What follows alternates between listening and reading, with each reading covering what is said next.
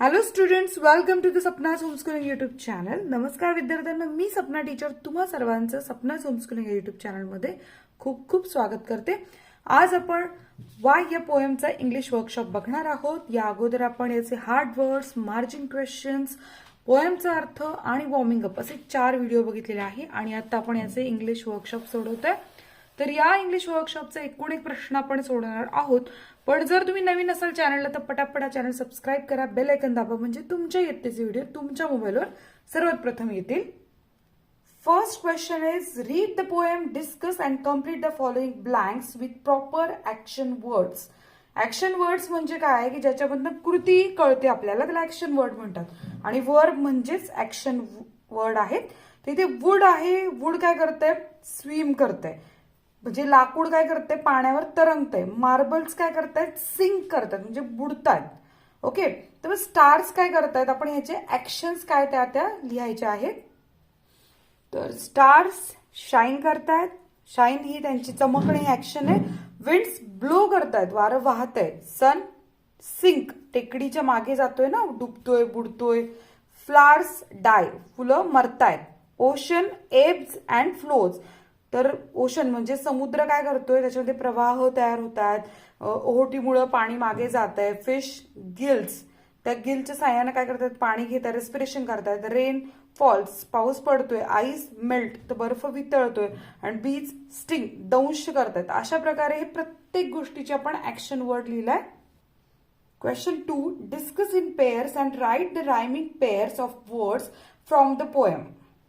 इथे आपल्याला काय करायचंय, रायमिंग वर्ड्स, रायमिंग पेअर शोधायचं. आणि रायमिंग पेअर शोधणं या अगोदरही अनेक वेळा शिकवलं की रायमिंग पेअर शोधताना तुम्हाला एकतर स्पेलिंगचं साधर्म्य किंवा उच्चारांचं साधर्म्य शोधायचं आहे. आणि त्यासाठी सगळ्यात सोपा पर्याय म्हणजे आपण पहिली कविता नीट वाचायची आणि कवितेच्या सगळ्यात शेवटच्या प्रत्येक ओळीच्या शेवटचा शब्द बघायचा आणि त्याच्यावरनं आपण रायमिंग पेअर शोधायच्या. चला पटापट लिहून घ्या. Boy Y, y by. आता इथे बॉय वाय पण होतं आणि वाय बाय पण होतं, त्यामुळे दोन्ही मॅच करतात. Sink drink, sky die, belt melt, cry try, season reason, wise flies. आता बऱ्याच ठिकाणी इथं स्पेलिंग पेक्षा उच्चारांचं साधर्म्य आहे. सिंक ड्रिंक मध्ये स्पेलिंगचं साधर्म्य आहे, स्काय डाय मध्ये इथे उच्चारा साधर्म्य आहे. सो बेल्ट मेल्ट मध्ये स्पेलिंग, मग इथे लक्षात आलं असेल की स्पेलिंग आणि उच्चार यांचं साधर्म्य किंवा सारखेपणा आला, सिमिलॅरिटी आली, तरच आपल्याला इथे रायमिंग पेअर भेटतात किंवा आपण त्या लिहायच्या असतात. Question number 3, why this, why that, why then, why now, why not, why by and by. In these 2 lines, the word why is repeated. So it is a figure of speech called repetition. आपण असं म्हणतो ना, एखादा व्यक्ती, अरे तू कुठे चालला होता, कुठे गेला होता तू काय केलं, तर कसं काय झालं, काय काय काय, अरे कुठे कुठे कुठे. आपण अरे काय सारखं तुझं कुठं कुठं चाललंय, काय काय काय चाललंय. हे जे शब्द वारंवार पुनरावृत्ती करणं जे असतं ना, त्यालाच रिपिटेशन असं म्हणतात. पुनरावृत्ती हा अलंकार आहे. फिगर ऑफ स्पीचचा अर्थ आहे अलंकार. कविता, एक सुंदर कविता तयार होण्यासाठी फिगर ऑफ स्पीच फार मदत करतात. सो ह्या अलंकाराचा फार मोठा वाटा आहे ही कविता आणखीन छान करण्यासाठी. तर रिपिटेशनची आपण डेफिनेशन बघूया, त्याची व्याख्या बघूया.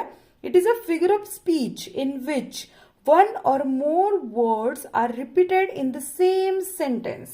म्हणजे एकाच वाक्यामध्ये एक शब्द सारखा उच्चारला जाणं. समजून घ्या, रिपिटेशन म्हणजे काय. It is a figure of speech in which 1 or more words are repeated. म्हणजे एक शब्द किंवा अनेक शब्द त्याच ओळीमध्ये सारखे सारखे लिहिले जाणं, उच्चारले जाणं म्हणजे रिपिटेशन आहे. Example, sun, sun it gives me a great joy. इथे सन सन डबल आलं ना, रिपिटेशन झालंय.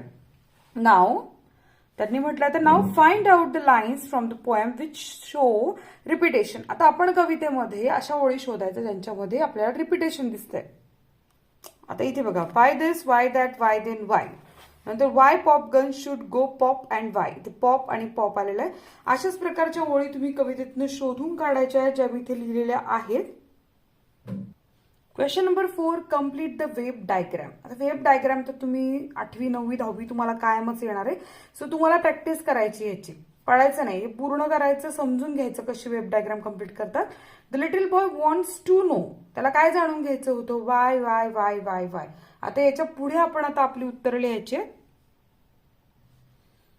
Y the sun sinks behind the hill, सूर्य टेकडीच्या मागे कसा काय बुडतो? वाय वुड शुड स्विम, लाकूड कसं तरंगतं? Why lead and marble sink, कसं काय शिसं आणि मार्बल्स म्हणजे गोट्या किंवा दगड पाण्यात तरंगतात? वाय स्टार शुड शाईन, तारे कसे काय चमकतात? Why we eat and drink, आपण कसं काय म्हणजे खातो आणि पितो?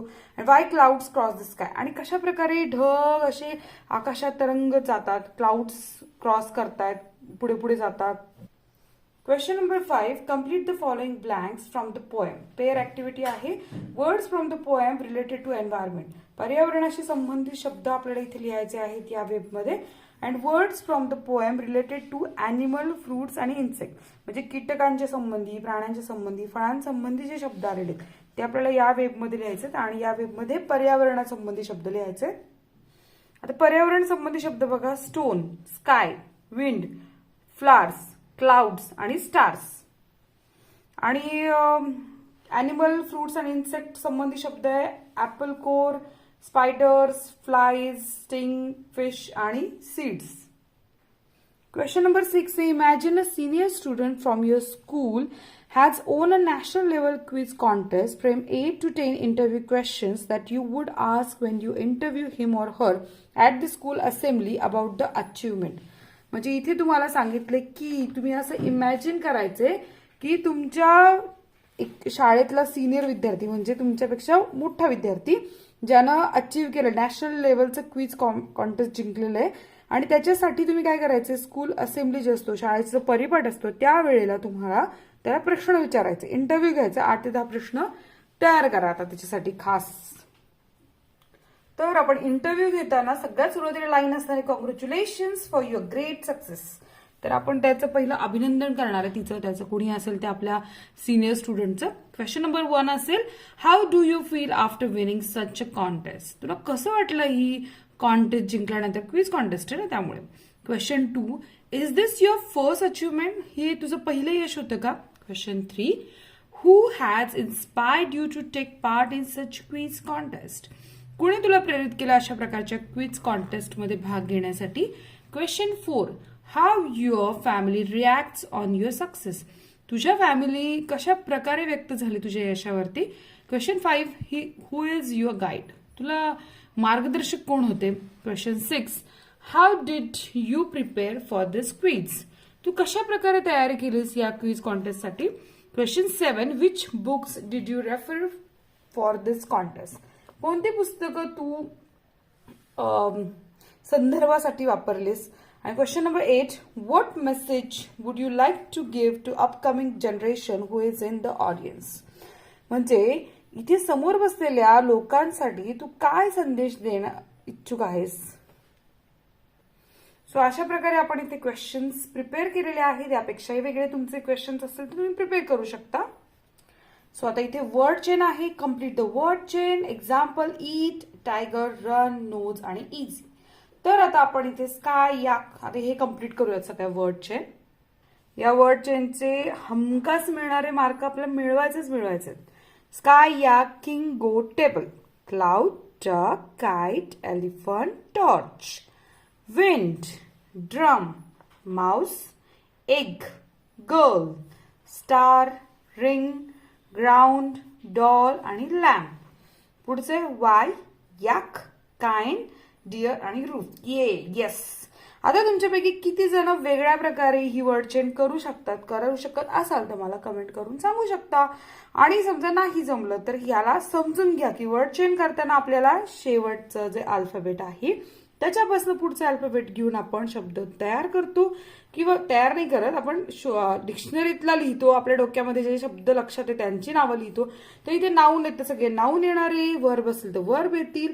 सो अशा प्रकारे सगळा अभ्यास नीट करायचा, समजून घ्यायचा आणि वर्ड चेन कम्प्लीट करायचे. हमखास 1 मार्काला किंवा 2 मार्काला हा प्रश्न येणार आहे 8वीला, 9वीला आणि 10वीला. त्यामुळे ही तयारी नक्की करायची. So students, we have finished all our questions and we get all the answers. तेव्हा आपल्याला सगळ्या प्रश्नांची उत्तरं मिळाली आहेत, सगळे प्रश्न आपण सोडवले आहेत. हा वर्कशॉप इथे संपलेला आहे. जर तुम्हाला या कवितेचा वर्कशॉप आवडला असेल तर लाईक करा, शेअर करा, कमेंट करा आणि सपनाच होमस्कूलिंग चॅनलला सबस्क्राईब करा. जर तुम्हाला कुठल्या विषयाचा व्हिडिओ हवा असेल तर मला कमेंट करून सांगा, मी तुम्हाला नक्की तो व्हिडिओ करून पाठवेल. सो भेटूयात नेक्स्ट व्हिडिओमध्ये. तोपर्यंत टेक केअर, बाय बाय.